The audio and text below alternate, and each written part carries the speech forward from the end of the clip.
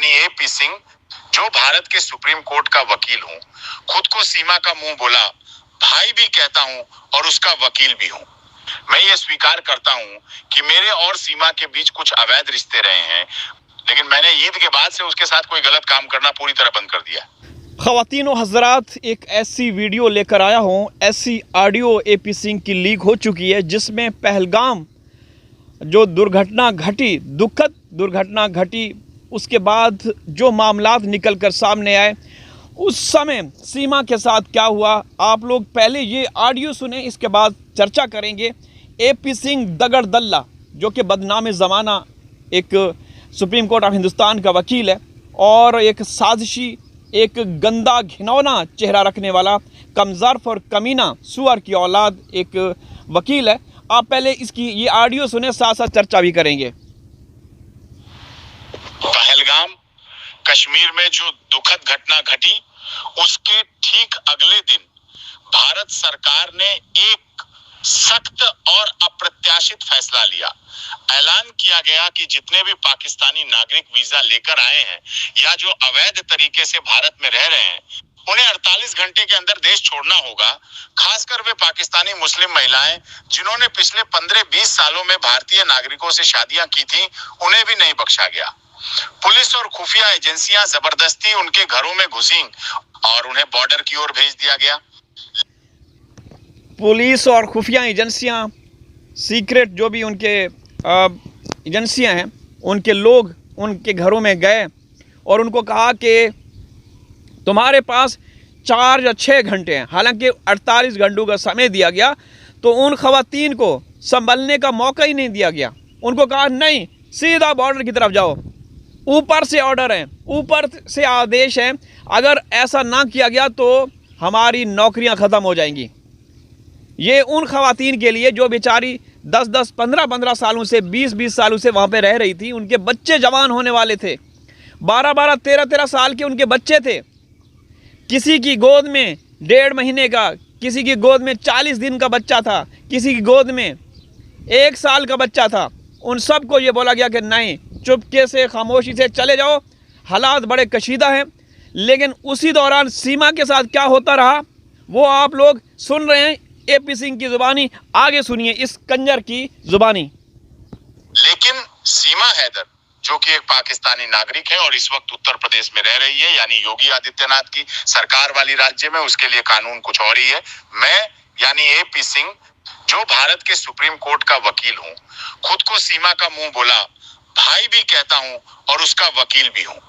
मैं ये स्वीकार करता हूँ कि मेरे और सीमा के बीच कुछ अवैध रिश्ते रहे हैं, लेकिन मैंने ईद के बाद से उसके साथ कोई गलत काम करना पूरी तरह बंद कर दिया।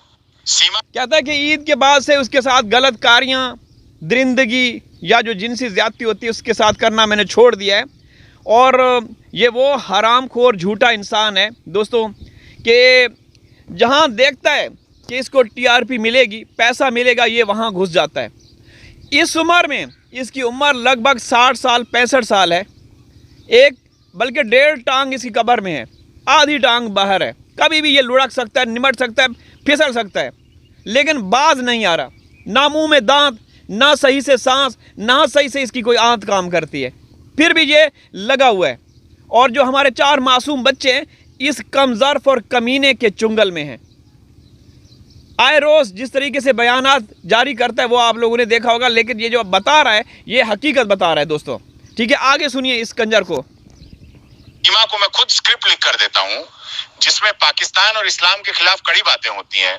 जब वो ये सब बोलती है तो भारत के प्रधानमंत्री नरेंद्र मोदी और उत्तर प्रदेश के मुख्यमंत्री योगी आदित्यनाथ बहुत खुश होते हैं, क्योंकि सच्चाई यही है कि दोनों इस्लाम विरोधी हैं और पाकिस्तान के भी दुश्मन हैं।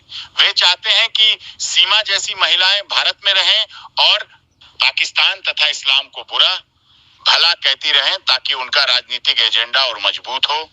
आज जब भारतीय लोग सवाल उठाते हैं कि सीमा को बचाने के लिए सरकार ने इतनी नरमी क्यों दिखाई, तो उनका सवाल बिल्कुल सही है। असलियत ये है कि भारत में कानून अब केवल आम और कमजोर लोगों के लिए रह गया है। जो सरकार के हिसाब से बोले या उसके फायदे में हो, उस पर कोई कानून लागू नहीं होता। हमारा फॉरेनर एक्ट 1946 साफ कहता है कि जो भी व्यक्ति अवैध तरीके से भारत में घुसे उसे तुरंत गिरफ्तार किया जाए। लेकिन सीमा का तो तीसरा साल शुरू हो चुका है और आज तक उसके खिलाफ चार्जशीट तक दायर नहीं की गई।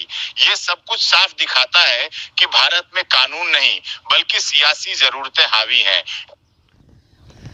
भारत में कोई कानून नहीं बल्कि सियासी ज़रूरतें हावी हैं। बिल्कुल जो इसने कहा, इसकी जो खुफिया बातें लीक हुई हैं, एक एक बात सही है एपी सिंह भड़वे की।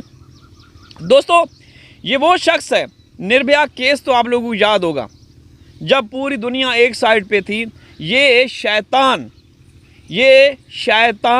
ये घटिया किस्म का इंसान, ये एक साइड पे था। पूरी दुनिया उस हिंदुस्तान की बेटी का साथ दे रही थी जिसके साथ दरिंदगी हुई, जिसके साथ वो कुछ हुआ जो बोलते हुए भी दिल जो ना दहल जाता है, यकीन करें।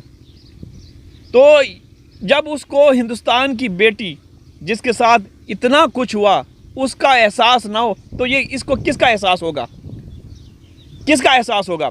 ये दगड़ दल्ला, ये एक सुअर की औलाद जो इसका साथ देते हैं, जो इसको एपी सिंह जी बोलते हैं, वो भी इसी की अवैध औलाद में से हैं।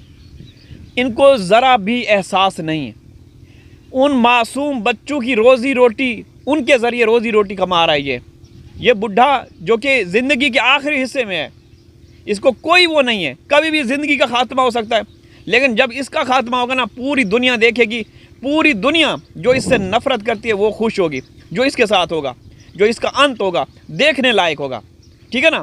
तो ये बंदा, आप लोगों ने देखा सुना कि इसने सारी हकीकत बता दी कि जब पहलगाम में एक दुखद दुर्घटना घटी तो उसके बाद जो हुआ, तो सरकार ने सीमा का साथ दिया, जिसको सबसे पहले, बाकियों को 48 घंटे का टाइम दिया गया, वो अलग बात है, उनको 5-5, 4-4 घंटों के अंदर भेज दिया गया। तो सीमा के लिए कम से कम 12 से 24 घंटों का टाइम देना चाहिए था। लेकिन आप लोगों ने देखा कि बचाने में लगी हुई थी सरकार। योगी उसको बुला रहा है अपने ऑफिस में, 20-20 लाख रुपए का चेक दे रहा है। तो आप अंदाज़ा लगाएं कि अब सवाल किससे करें? एपी सिंह जैसे दगड़ दल्ले हैवान, ऐसे जो शख्स है ना, वो इसी तरीके से अपना वो खेल खेलते रहेंगे, क्योंकि प्रशासन, पुलिस, इंतज़ामिया, सरकार, इदारे सब कुछ सीमा का साथ दे रहे हैं। वो औरत जिसको जेल की सलाखों के पीछे होना चाहिए, वो औरत जिसको जेल की सलाखों के पीछे होना चाहिए, वो औरत किस तरीके से घिनौना खेल खेल रही है। अब शॉपिंग कर रही, शॉपिंग की आप लोग देख रहे हैं वीडियोस। आप बताएं दोस्तों, एक औरत जो कि इलीगल तरीके से किसी देश में जाए तो उसको ऐसे छोड़ दिया जाता है, जबकि वहाँ के लोग 140 करोड़ उसको शक की निगाह से देखता हो कि ये औरत सही नहीं है।